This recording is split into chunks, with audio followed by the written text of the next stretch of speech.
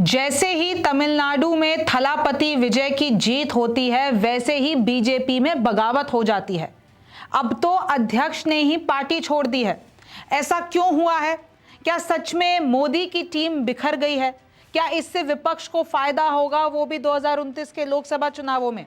रिमझिम के 5 पॉइंट्स में आसान भाषा में आपको यही समझना है। सबसे पहला पॉइंट कि थलापति विजय की जीत, तो आखिरकार बीजेपी में बगावत क्यों हो गई। दूसरा है अचानक अध्यक्ष क्यों छोड़ रहे हैं बीजेपी। तीसरा है दक्षिण में कैसे कमजोर हुई मोदी की टीम। चौथा है कैसे 2029 में विपक्ष को एक बड़ा फायदा हो सकता है। और पांचवा देख लीजिए, विजय फॉर्मूले ने कैसे पूरी की पूरी पॉलिटिक्स तमिलनाडु की पलट दी है। नमस्ते, मेरा नाम रिमझिम जेठानी है और आप मेरा शो रिमझिम के 5 पॉइंट्स देख रहे हैं। सबसे पहले ये तस्वीर देखिए, ये हैं बीजेपी लीडर के अन्नामलाई, जो कि तमिलनाडु में बीजेपी के प्रदेश अध्यक्ष रह चुके हैं। अब खबर यह है कि अमित शाह से मिलकर अन्नामलाई ने अपना इस्तीफा दे दिया है। तमिलनाडु में जो बीजेपी के अध्यक्ष रहे, फिर बाद में उनको पद से हटा दिया था, लेकिन एक बहुत बड़ा नेता बीजेपी का तमिलनाडु के अंदर, तमिलनाडु में अभी कौन सीएम बने हैं? विजय, थलापति विजय। अब इन्होंने जाकर अमित शाह से बात कर ली है और अपना इस्तीफा दे दिया। अब मैं आपको पूरी कहानी बताती हूँ। तमिलनाडु बीजेपी के पूर्व प्रदेश अध्यक्ष के अन्नामलाई हैं। इन्होंने पहले दिल्ली में बीजेपी के राष्ट्रीय अध्यक्ष नितिन नबीन से मुलाकात की। साथ में राष्ट्रीय महासचिव संगठन के बीएल संतोष भी थे। और खबर ये आई अंदर से कि उन्होंने इस्तीफा पकड़ा दिया है। अब ये कह रहे हैं कि मैं बीजेपी में नहीं रहना चाहता हूं। और अन्नामलाई पहले भी बीजेपी के अंदर जो है नाराजगी उनकी बीजेपी से चल रही थी और बीजेपी के हाईकमान की नाराजगी इनसे चल रही थी, ऐसा कहा जा रहा है। शाह से मिलकर कैब से निकल गए। एक तस्वीर वायरल हो रही है, अभी आपको आगे दिखाऊंगी कि कैसे जैसे ही शाह से मुलाकात किया अन्नामलाई ने, तो वापस गए तो नॉर्मल कैब में गए हैं। भाई, इतने बड़े नेता रहे हैं, कोई काफिला नहीं, कोई गाड़ी, बढ़िया अपनी कैब से निकल गए। भाजपा से बिना टकराव वाली सम्मानजनक विदाई चाहते हैं, ऐसा सूत्रों के द्वारा बताया गया। अन्नामलाई ने खुद से अभी तक कुछ नहीं कहा है और ना ही यह ऐलान किया है कि भैया मैं इस्तीफा दे रहा हूं। लेकिन खबर ये आ रही है अंदर खाने से कि वो चाहते हैं कि बिना टकराव वाली एक सम्मानजनक विदाई हो। उन्होंने 5 पन्नों का इस्तीफा पकड़ाया है नितिन नबीन को। अन्नामलाई ने कहा है कि बीजेपी में अब कोई भविष्य नहीं है, ऐसा सूत्र बता रहे हैं। अब वो कोई अपना भविष्य बीजेपी में नहीं देख पा रहे हैं। अब गैर राजनीतिक आंदोलन शुरू करेंगे। अन्नामलाई अब एक दूसरी पार्टी नहीं बनाएंगे। ऐसा नहीं है कि वो जाके विपक्ष के साथ चले जाएंगे, नहीं। अब वो एक गैर राजनीतिक आंदोलन शुरू करेंगे और जन भावनाओं के आधार पर उसको बाद में दल में बदलेंगे। ये तो वही बात हुई सीएम विजय वाली, फॉर्मूले वाली बात। सीएम विजय ने क्या किया था? पहले अपने फैन क्लब्स बनवाए थे, फैन पेजेस बनवाए थे, फिर धीरे धीरे वो कैसे इतनी बड़ी जीत में, इतने बड़े दल में, इतने बड़े समर्थन में ट्रांसफर हो गया, किसी को पता नहीं चला। तो अब अन्नामलाई यही करेंगे कि विजय को डायरेक्ट चुनौती देंगे, क्योंकि अब डीएमके और एआईएडीएमके तो ऑलमोस्ट खत्म हो गई है तमिलनाडु में। अब विजय को टक्कर देने वाला कोई नहीं है। तो अन्नामलाई कह रहे हैं कि मैं वो इमेज रखता हूं, मैं भी पहले एक गैर राजनीतिक आंदोलन शुरू करूंगा और जन भावनाओं को फिर मैं एक दल में बदल सकता हूं 6-7 महीने के बाद। ये प्लान सामने आ रहा है। राष्ट्रवादी तमिल दर्शन, इस तरीके का कोई आइडिया फ्लोट हुआ है। युवा वोट बैंक टारगेट होगा। मोटिव ये होगा कि सेक्युलर रहा जाए, तमिल फर्स्ट के आइडिया को प्रमोट किया जाए और थोड़ा नेशनल स्तर पे जाया जाए, सिर्फ रीजनल स्तर पे नहीं, नेशनल पूरा जो है फ्रेमवर्क लेके ये चलना चाहते हैं। तमिलनाडु के सीएम विजय ने भी ऐसा ही फॉर्मूला अपनाया था, जैसे कि मैंने आपको बताया। तो अब सवाल यह है कि ठीक है, नाराजगी पहले चल रही थी, लेकिन अचानक अध्यक्ष ने ये इस्तीफा देने का प्लान, वो जो लास्ट नेल होती है ना कॉफिन में, वो क्या रही? तो देखिए, अन्नामलाई और बीजेपी में पहले से भी अनबन चल रही थी और मैं आपको इसके पीछे का कारण बता देती हूँ। विधानसभा चुनाव हुए 2026 के, बीजेपी ने अन्नामलाई को नहीं लड़वाया। इन्होंने विधानसभा चुनाव नहीं लड़े विधानसभा चुनाव से पहले। और इन्होंने क्या किया? बीजेपी ने उनको अध्यक्ष पद से हटा दिया और किसको रख दिया? नैनार नागेंद्र को प्रदेश अध्यक्ष बना दिया। तो इनसे, अन्नामलाई से, उनका जो अध्यक्ष पद था वो पहले छीना। चुनाव नहीं लड़वाया 2026 वाला। एआईएडीएम के गठबंधन से अन्नामलाई सहमत नहीं थे, कह रहे थे मत करो एआईएडीएम से गठबंधन, बीजेपी को ये कहा, लेकिन बीजेपी ने तो कर लिया। तो उससे ये नाराज थे, उसके खिलाफ इन्होंने आवाज उठाई होगी, तो ये जरा साइड लाइन हो गए। तमिलनाडु में खुद एआईएडीएमके में बगावत हो रखी है, आपको पता है। दो धड़ों में बटा हुआ है एआईएडीएम के। आधे तो टीवीके के साथ यानी विजय के साथ निकल लिए हैं, आधे अपना बचा कुचा इज्जत बचा रहे हैं।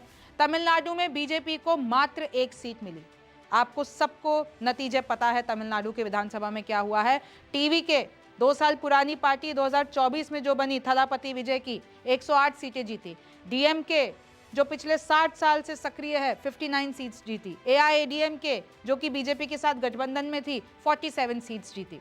तो अब कहीं ना कहीं टीवीके को टक्कर देने के लिए, विजय को टक्कर देने के लिए अन्नामलाई एक नया आंदोलन शुरू कर रहे हैं। अब तीसरा पॉइंट है कि दक्षिण में कमजोर कैसे हो गई मोदी की टीम। तो मैं आपको बताती हूं कि देखिए, अन्नामलाई की एन मन एन मक्कल पदयात्रा निकाली पहले उन्होंने, वो सफल रही। उन्होंने बीजेपी को एक नई आइडेंटिटी दी तमिलनाडु में, और बहुत ही राउडी टाइप की अन्नामलाई की इमेज है, क्योंकि पहले अधिकारी रहे हैं, आईपीएस छोड़कर अपना पद छोड़कर यहाँ आए, तो उनकी बहुत ही ज़्यादा सिस्टम के खिलाफ उठाने वाली इमेज रही, और उस इमेज ने बीजेपी को उठाया है। कैसे उठाया है? तमिलनाडु में बीजेपी का वोट शेयर 2021 में 3% था। जब अन्नामलाई को अध्यक्ष बनाया गया 2024 में 11% हो गया बीजेपी का वोट शेयर। लेकिन जब उनको चुनाव नहीं लड़वाया गया, जब उनको अध्यक्ष पद से हटा दिया, फिर अभी 2026 में कितना रह गया? वापस 3%। यानी बीजेपी आ गई बैक टू स्क्वायर। 3% से 2021 में चालू किया था, 2026 में 3% पर आ गई। बीच में जब अन्नामलाई थे तो 11% तक गई थी। अब देखिए, दक्षिण के 5 राज्य हैं, तेलंगाना, केरल, तमिलनाडु, आंध्र प्रदेश और कर्नाटक। अब मैं आपको 2029 के लिए भी बता देती हूँ कि कैसे बीजेपी कमजोर है दक्षिण में और कैसे कांग्रेस मजबूत है। तेलंगाना, केरल, कर्नाटक में कांग्रेस है। तेलंगाना में आपको पता है रेवंत रेड्डी कांग्रेस के सीएम हैं। केरल में 10 साल बाद कांग्रेस सत्ता में आई है, यानी यूडीएफ सरकार बनी है इस बार। कर्नाटक में आपको पता है कांग्रेस की सरकार है। पहले उधर सिद्धारमैया वर्सेस डीकेएस था, और अब वो भी शांत करा दिया राहुल गांधी ने और प्रियंका गांधी ने मिलकर, क्योंकि अब डीकेएस को सीएम बनाया जा रहा है, यानी कि डीके शिव कुमार को सीएम बनाया जा रहा है। और उनका यही फॉर्मूला था ना भाई, 2.5 साल रहेंगे। खैर, उनका जो भी है, तो कर्नाटक का मसला भी सॉल्व कर दिया। आंध्र प्रदेश में नायडू है, और नायडू किसके साथ गठबंधन में है? मोदी सरकार के साथ, बीजेपी के साथ। और तमिलनाडु में विजय हैं अब, और विजय के साथ गठबंधन में कौन है? कांग्रेस। यानी 5 में से 4 राज्यों में कांग्रेस का दबदबा है। मतलब 3 में तो सिंगल हैंडेडली है, लेकिन तमिलनाडु में क्योंकि विजय के साथ गठबंधन कर लिया है राहुल गांधी ने, तो एक तरीके से राहुल गांधी यानी कि जो कांग्रेस है वो गठबंधन सरकार में है। अब देखिए 2029 में विपक्ष को कैसे फायदा हो सकता है, बहुत क्लियर सी पिक्चर है। राहुल का तमिलनाडु में विजय से गठबंधन एक मास्टर स्ट्रोक कहा गया। उन्होंने इंडिया गठबंधन तोड़ा, डीएमके का साथ छोड़ा, और उसके बाद विजय के साथ जाके गठबंधन कर लिया, और आज राहुल और विजय की जोड़ी वहां पर फेमस है, ऐसा कहा जा रहा है। केरल में 10 साल बाद यूडीएफ का सत्ता में आना, जो कि कांग्रेस के लिए बहुत बड़ी बात है। लेफ्ट का एकदम खत्म हो जाना, तो केरल में आ गई स्ट्रांग तरीके से। कर्नाटक में विवाद सुलझा दिया, डीकेएस को सीएम बना दिया, मैं आपको बता चुकी हूँ। तेलंगाना में रेवंत रेड्डी की हीरो वाली छवि है, कांग्रेस का वहां पे दबदबा है। और आंध्र प्रदेश में नायडू का मोदी के साथ होना, तो आंध्र प्रदेश में थोड़ा कांग्रेस को काम करना पड़ेगा। तो देखिए यही हुआ। आप जैसे ये भी देख सकते हैं कि 5 में से 4 राज्यों में कांग्रेस का अपर हैंड है बीजेपी के मुकाबले। अब विजय फॉर्मूले ने कैसे पलटी पॉलिटिक्स? क्यों अन्नामलाई को बीजेपी का साथ छोड़ना पड़ा? क्योंकि अन्नामलाई भी तो हिंदुत्व स्ट्रैटेजी पे चलते हैं ना। अब वही वो इंडिपेंडेंटली करेंगे, बीजेपी के साथ मिलकर नहीं करेंगे। विजय सुपरस्टार रहे। मैं आपको थोड़ी सी विजय की जर्नी बता देती हूँ। विजय की पिक्चरें बहुत लोगों ने देखी है, और साउथ तो दीवाना है। तो थलापति विजय सुपरस्टार रहे, सिस्टम से लड़ने वाली फिल्में दिखाई, मतलब बनाई भी और एक्टिंग भी ऐसे की कि विजय इज अगेंस्ट द सिस्टम। फिर 2009 से शुरुआत की, पूरे राज्य में इनके फैन क्लब्स बनने शुरू हुए। अब वो धीरे धीरे फैन क्लब्स, समाज कार्य, धीरे धीरे वो समर्थन, वो युवा जुड़ता चला गया, इनको आगे बढ़ाता चला गया। समाज कार्य कैसे? 2024 में विजय ने पार्टी बना दी, लॉन्च कर दी टीवी के, और उसी पार्टी ने जो 2024 में बनी, 2 साल के अंदर 60 साल पुरानी द्रविडियन दलों को हरा दिया, यानी कि डीएमके और एआईएडीएम को हरा दिया, और 108 सीट लाकर आज सीएम बने बैठे हैं। तो यही हुआ विजय का फॉर्मूला। अब कहीं ना कहीं अन्नामलाई भी यही करने की कोशिश कर रहे हैं। डीएमके और एआईएडीएमके को अब तक का सबसे बड़ा झटका लगा। अब विजय को टक्कर देने में एक नया फ्रंट खड़ा करना चाहते हैं अन्नामलाई, क्योंकि कहीं ना कहीं वो भी, उनका मकसद यही है कि युवा को जोड़ा जाए। राष्ट्रीय तौर पर विजय के सामने मजबूत विपक्ष बनना चाहते हैं, क्योंकि अभी उनको टक्कर देने वाला कोई नहीं है मार्केट में। तो यही अन्नामलाई के लिए एकदम मैं आपको कह रही हूँ चांस है कि विजय के सामने अपने आप को प्लेस कर दें, स्ट्रॉन्ग विपक्ष ले आए, क्योंकि डीएमके और एआईएडीएमके तो अभी सफ़र कर रही है। अच्छा, अब ये किसकी याद दिलाता है? तमिलनाडु की राजनीति के इतिहास में ऐसा ही एक मुकाबला देखने को मिला था एमजीआर और एम करुणानिधि के बीच। आप जाके पढ़िएगा, आपको पता चलेगा कि कैसे वो वाली चीज़ अब यहाँ पर अप्लाई हो रही है। अब एक और बात कही जा रही है कि कहीं बीजेपी अन्नामलाई को रोक ना दे और उनको राज्यसभा ऑफर ना कर दे, लेकिन लोग ये सवाल उठा रहे हैं कि इतने अच्छा मौका छोड़कर अन्नामलाई राज्यसभा क्यों जाएंगे। थोड़ा सा अन्नामलाई का सफ़र बता देती हूँ। 2011 में कर्नाटक कैडर के आईपीएस अधिकारी बने, 2019 में भारतीय पुलिस सेवा से इस्तीफा दिया, 2020 में बीजेपी में शामिल हुए, फिर देखिए 2021 में तमिलनाडु बीजेपी के प्रदेश अध्यक्ष बने, फिर आगे देख लीजिए कि विधानसभा चुनाव लड़ा, 2023 में पदयात्रा निकाली और वो बहुत सफल हुई, 2025 में इनको प्रदेश अध्यक्ष के पद से हटा दिया गया और इनके जगह पे जिम्मेदारी मिली नेतार नागेंद्रन को, और 2026 में विधानसभा चुनाव में एनडीए के लिए प्रचार तो किया लेकिन खुद चुनाव नहीं लड़ा, और अब बातें हैं कि बीजेपी छोड़ रहे हैं।